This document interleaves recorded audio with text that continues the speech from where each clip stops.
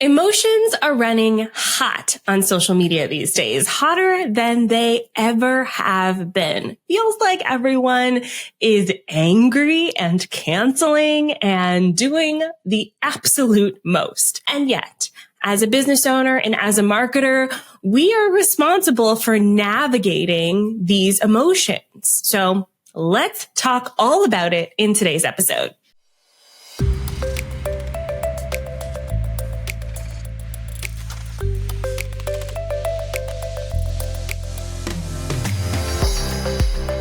Welcome to the Savvy Social Podcast, the show that blends stories and strategies to help businesses create engaged and profitable online communities using the unique power of social media. And now your host, ANDREA Jones. Now, recently, one of my clients' videos took off. Linda Talaferro had a video about how there are microaggressions towards Black women in corporate America. She shared some stats, she talked about her own experience, and she made an offer for those people who want to continue working with her. A seemingly innocuous video. However, the video took off, and the amount of hatred she got, absolute racist comments she got on that video is shocking to me. And as someone who's been in this industry for 9 years, I've been online creating content in some way since 2004. I've been around the block. I still am shocked when things like this happen. I am a rose-colored glasses type of person. And in my heart of hearts, I always believe that, there's nice, lovely people out here on these internet streets. And, we use the power of the internet for good, but not everyone thinks that way. And Linda's video is a great example of that. I got really heated in response as well, did my own response video that also took off. And I want to talk, though, about all the emotions surrounding this video, because honestly, I find it challenging as a business owner. I find it challenging as a marketer. And so I want to dive into kind of why that's challenging today and then what you can do about it as a business owner, because your hands are not tied. There are solutions here. And I also think it's very important to kind of decide and explore this before something happens so that you can approach it in a way that works for you and your business, and you're not being reactionary and having to create something in the moment. And when we think about emotions and social media, we're dealing with the emotions of our customers, yes. So our customers, our paying customers and clients, we absolutely have to navigate their emotions. We're also dealing with the emotions of our followers and our audience members who are not the same people sometimes as our paying clients. In fact, majority of the people who follow us probably don't also buy things from us. So we're dealing with the public at large. And even now with the popularity of apps like TikTok, where your videos are put in front of people who don't follow you, have never heard of you before, you're now dealing with the emotions of complete strangers, people who've never even seen something from you before. And they're now in your world, consuming your content and leaving their thoughts, which is what happened with my client Linda's video. This was an Instagram reel that went out to people who didn't know who she was, never heard of her before, never followed her, and felt like they can make a commentary on a simple fact about microaggressions for Black women and her personal story, saying absolute ridiculous things like, well, if your people, excuse me? Anyways, I can't go there. I'm going to get upset again. The point is we're dealing with all of those emotions. And then to add on top of it, we're dealing with the emotions of us as business owners. We have to navigate our own emotions in these scenarios. We have, you can hear or see me getting upset about this video. We navigate emotions of other things that we consume on social media. We also add to it the emotions of running a business or working a job, add to it the emotions of family life. It's a lot. So it's not just you. There's a lot happening here. So I found this article from helpguide.org that talks about our human nature. And I'm going to put the link in the show notes. And as always, every link that I talk about is in the show notes, OnlineDrea.com/253 for today's episode. Human beings are social creatures. We like to be social. I saw this trend recently on TikTok. And I wish I could remember who the author was of this book, but there's an author who wrote a book about something called a third place. Okay. So as humans, we used to have a third place. We have work, we have home, and then we have a third communal place. And for a lot of history, that usually was related to religion. We had, community spaces, communities based on our belief system.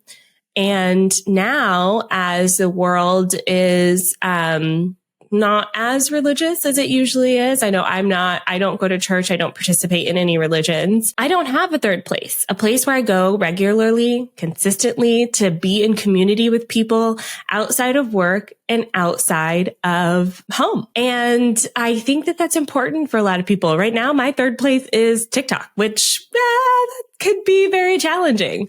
A 2018 study by the University of Pennsylvania found that reducing social media use to 30 minutes a day resulted in significant reduction in levels of anxiety, depression, loneliness, sleep problems, and FOMO. I don't know if FOMO is like a technical term, but they have it on here. So when we think about these emotions that we're feeling, anxiety, depression, sleep problems, FOMO, a lot of that is tied to our social media use. And yet, as business owners, we can use social media for the power of good. So I believe too much of a good thing can be bad. So I want to ask you, are you using social media actively or passively? Meaning, are you aware of your emotional experience on social media? Are you aware of how that emotional experience is affecting you? If you are unaware, then it may be time to become aware and make some decisions about how you use social media. So if you've been a longtime listener of the show, you all know I don't have my notifications turned on for social media. I don't get Instagram DM notifications. If you tag me on Facebook, I may not see it right away. If you write a comment on my TikTok, I'm not going to see it right away.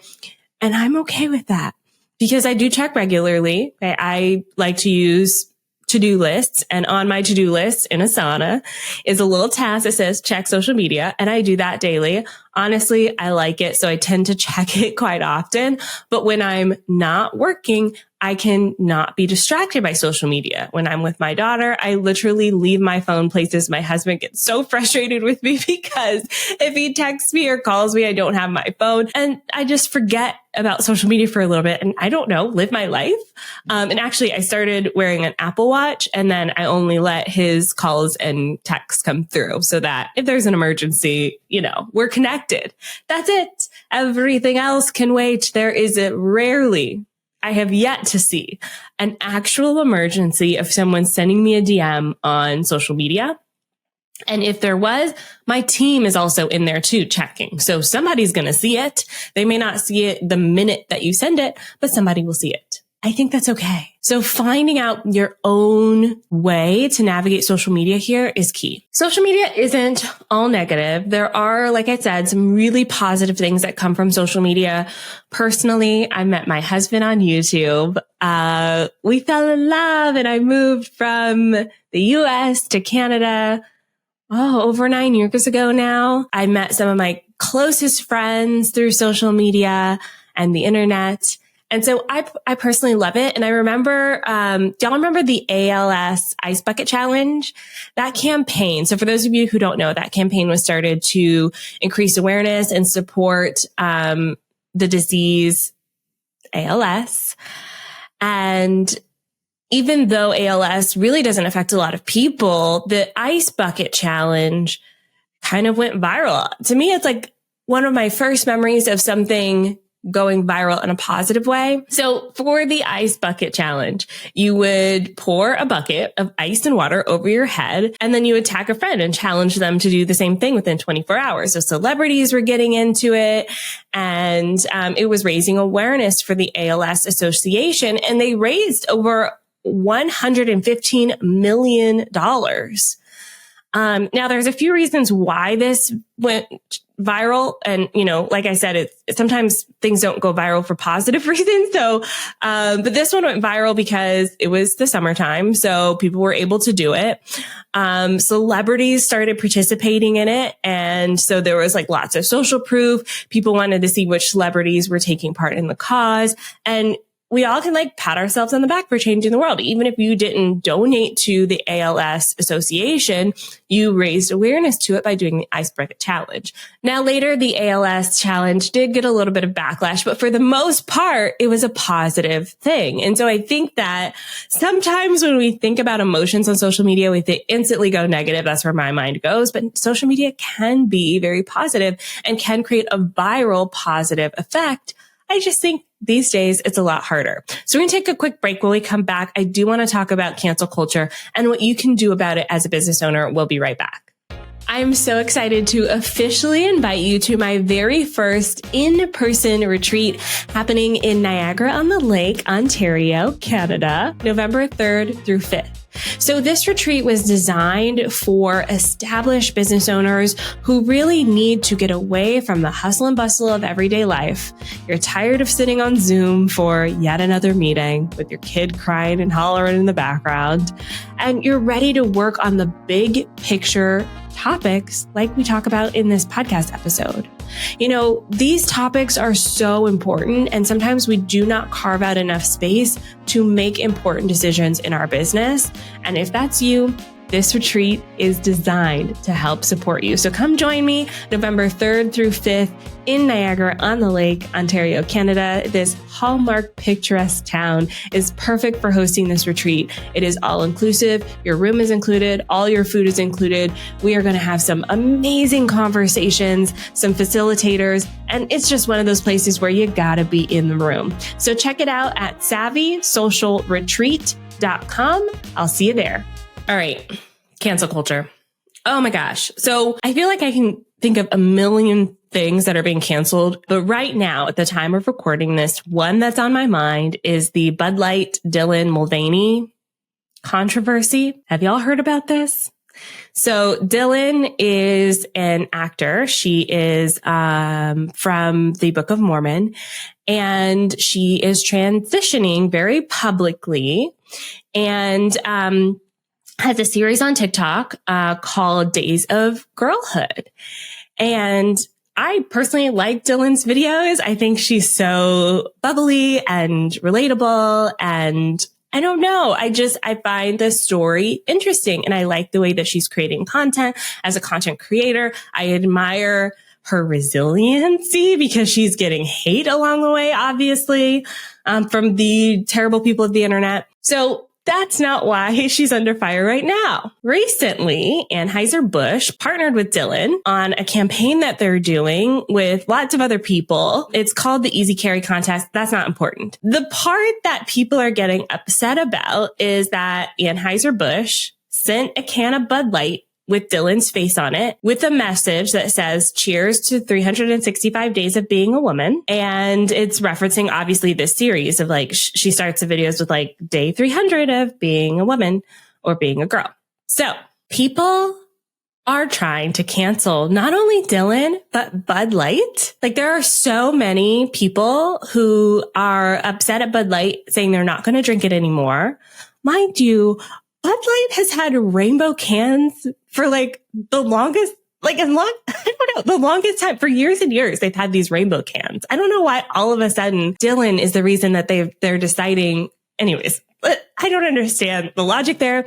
But people who do not like trans people, they are boycotting Bud Light. They are attacking Dylan. Even at like the influencer and celebrity level, people are, saying ridiculous things and assuming that all the Bud Light cans will now have a face of Dylan. It was just one can that Bud Light sent to Dylan as part of their campaign, like they did with many influencers at the time. They're obviously trying to reach a specific demographic of people and trying to bring them into the Bud Light family.